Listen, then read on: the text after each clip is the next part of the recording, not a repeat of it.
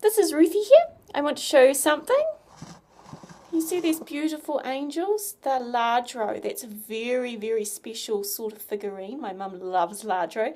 She's always collecting it. Unfortunately, my dad's always breaking it by accident, but never on purpose, but that's another story. If you look at these two angels, you'll see one's preparing to play a song and the other one's making medicine. And the Bible says that a broken heart dries up the bones, but a cheerful heart works good like a medicine.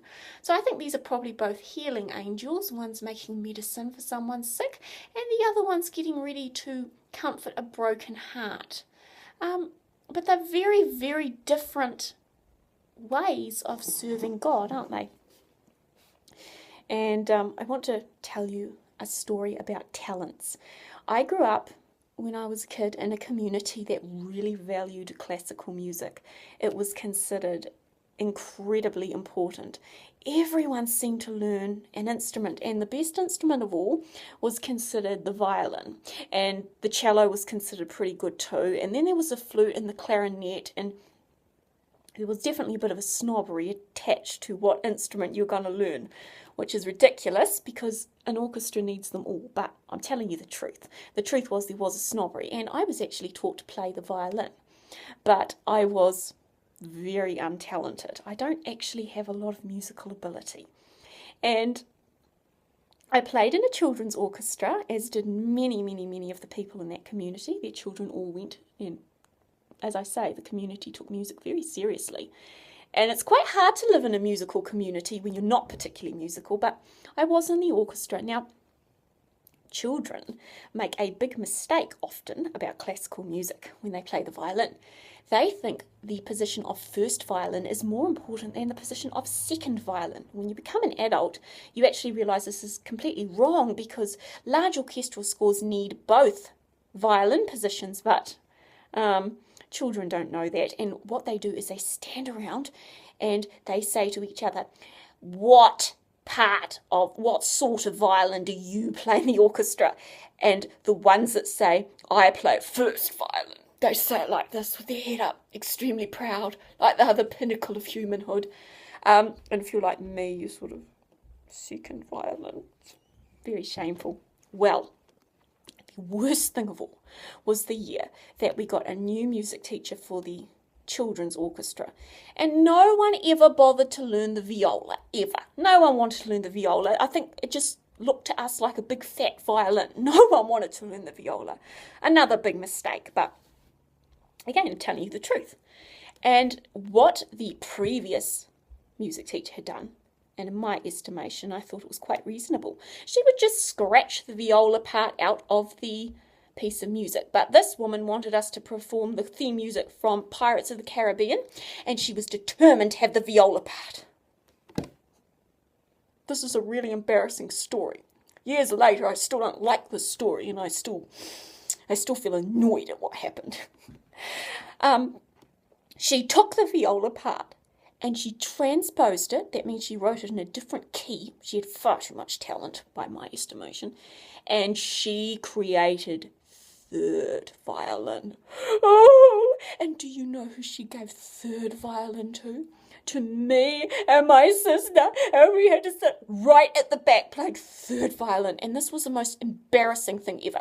Because when the kids sat around and said to each other, I play the violin, what do you play? And we said we play the violin. They would immediately say, what position in the orchestra do you play? And we had to say, third violin. And they would say, I never heard of that before. I play first violin. And it was so shameful and humiliating. Here's the thing. Music is not my talent, not my big talent. My talent is writing, and that's a hidden talent. It's something I do privately. No one is ever going to turn up to watch a writer write a story because it's so boring. It's not like watching a musician play their instrument. And when you are a kid, it's really hard to have a hidden talent because adults, especially teachers, they really like kids with the performance talents. Because if some kid is 8 years old and they can play the Mendelssohn violin concerto perfectly by age 8, that makes the teacher look very, very good. Now, it's a very special talent, and I'm not knocking it. Indeed, when I was a kid, I would pray and pray and pray that God would make me musical because I thought that was the best talent of them all. And I could not see how I could have any talent as good as playing the violin beautifully. But as the years have gone, I've realised I wouldn't exchange my ability for writing stories and painting pictures for anything. Now, the reason I'm telling you this is that it is really hard to be the kid sitting at the back of the room with the gift that is hidden, like me sitting in the back of the orchestra playing third violin. It feels embarrassing and you feel so stupid and you feel like you'll never be anything special in life because people do value performance gifts. But if you keep living, you're going to find that that is a very, very fake world. It is a fake world that only views getting really good test results at school and playing your instrument beautifully and learning everything fast. It's a very, very fake standard of success. In life, in adult life, you're going to find other things really do matter more. And I know it's hard to believe when you're a kid, because when I was a kid, I found it hard to believe when my mum told it to me. But she used to say, when you find out what your real talent is, you wouldn't change it for anyone's talent because it's who you are. And the truth is that sometimes the most valuable things are hidden. And the most valuable talent of them all is the ability to hear the voice of God for yourself. And that is the ultimate in a non-performance talent. That's not a talent you perform on a stage. There are some people who say they do, and they say they can stand on a stage and God will speak to them and thousands of people turn up to hear them. I'm very suspicious of such people because I find that the Spirit of God is actually quite private and intimate, and He speaks secretly.